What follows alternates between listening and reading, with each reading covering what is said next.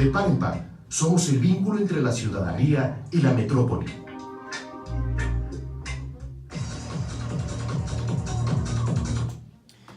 De la noche con 12 minutos, estamos transmitiendo totalmente en vivo desde la capital de la República Mexicana a través del 760 de amplitud modulada, también para el estado de Puebla en el 1280 de amplitud modulada, en Guadalajara, Jalisco en el 580 de amplitud modulada y para todo el estado de San Luis Potosí en el 104.9 de FM. Aquí en la cabina de Par en Par está Héctor Bayona. ¿Cómo estás, Héctor? Buenas noches.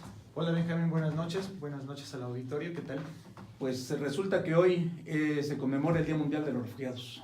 Día Mundial de los Refugiados, Día Mundial Oficial de las Naciones Unidas, que se celebra todos los 21 de junio de cada año, y nada que celebrar. Hoy tenemos las noticias, como todos hemos estado oyendo, de lo que está sucediendo en Estados Unidos, sí, con las familias que están siendo separadas, sí, por la ley que prevalece en cuanto a aspectos migratorios en la frontera norte. Y pues es un gran problema. Hoy en el Día Mundial de los Refugiados, como todos los días internacionales, no se trata de celebrar necesariamente el día o hacer un festejo sobre ello, sino se trata de hacer conciencia sobre los grandes problemas globales y la forma en cómo afrontarlos. Naciones Unidas tiene una agencia especializada para el tema de los refugiados, se llama ACNUR. Sí. Y ellos tienen datos pues, que son graves, son datos muy importantes. Más de 60 millones de personas que son refugiadas actualmente, personas que tienen que salir de sus ciudades y tienen que desplazarse a otros lugares, escapando de la guerra, escapando de la inseguridad, sí, escapando de las condiciones de peligro en las que viven actualmente en sus comunidades. Sí. Y la verdad, no todos los países están siendo receptivos ante este problema. Que los refugiados el tema de los refugiados es un tema muy parecido al de la migración, aunque la migración tiene otros motivos. Por ejemplo, la migración de alguna manera responde a otras razones, como por ejemplo la migración que es segura, de la gente, sí, que se traslada de un lugar a otro de forma segura, sí, o la que se tiene que trasladar por problemas o situaciones del cambio climático, sí, pero también hay gente que se desplaza por condiciones de inseguridad, ¿no? Condiciones donde ya no es posible vivir en sus comunidades, en sus demarcaciones, y tienen que buscar refugio en otros lados.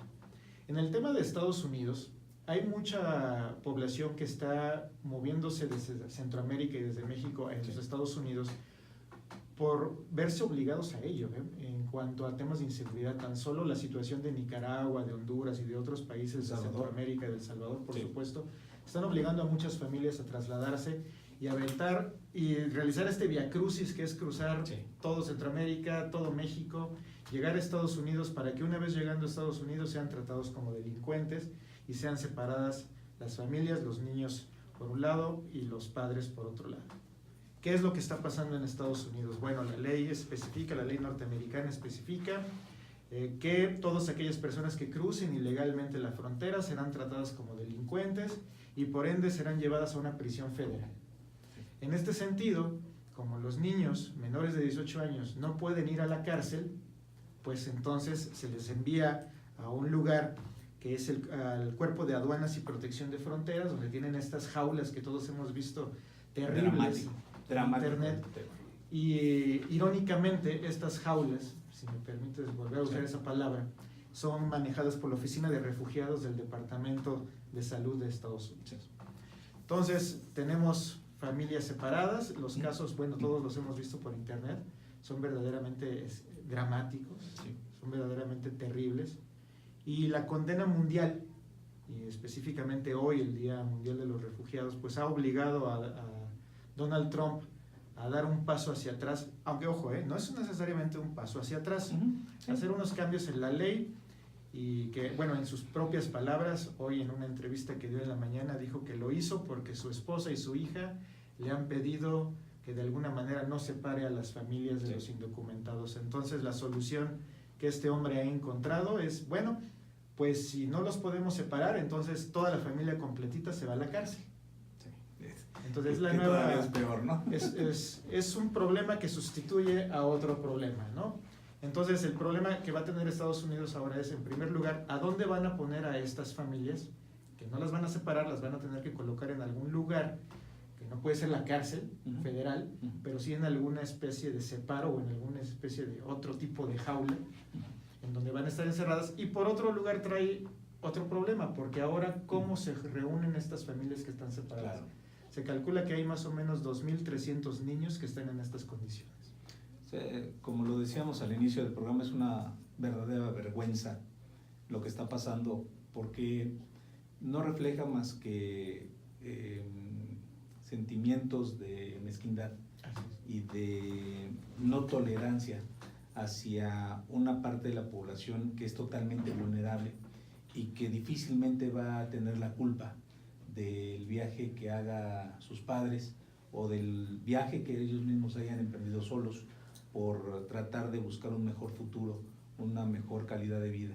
Y el condenarlos a este tipo de prácticas y este tipo de situaciones es verdaderamente inhumano, y todavía me queda, pues, hay gente que lo apoya, ¿no? Todavía en Estados Unidos hay sectores de la población en Estados Unidos que lo apoyan, y más que al final de cuentas es población centroamericana y es población también mexicana.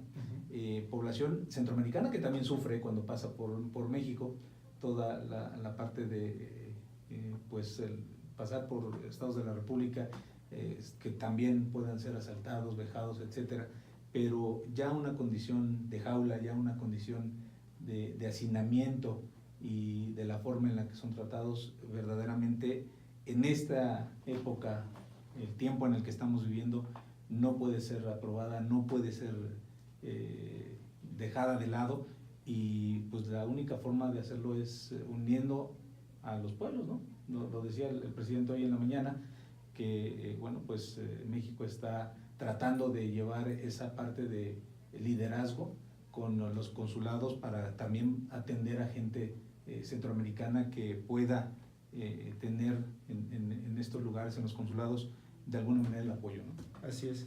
Sí, sin duda, bueno, todos los países tienen derecho quizá a tener sus leyes migratorias. Claro. Sin embargo, también hay que entender que una de las megatendencias globales es la migración. La migración, claro. Y no hay que verla como un problema, sino como una realidad humana que hay que aprender a gestionar. Finalmente Europa también tiene sus vicisitudes, ¿no? Sí. Y también tiene sus problemas, pues. Por supuesto. Pero el hecho de ver tan cerca esta parte de sufrimiento, esta parte de, insisto, de vejaciones en contra de niños y jóvenes, que es la parte más vulnerable que se tiene, es una vergüenza. Es imperdonable, y se ha defendido de muchas maneras. Han puesto hasta la Biblia Sí. en el papel, diciendo que la Biblia les ordena cumplir la ley y a ellos no les queda otra opción, y que si quieren que sus hijos no sean separados, pues así lo han dicho, pues que no se crucen la frontera de forma ilegal. Es increíble. Una vergüenza.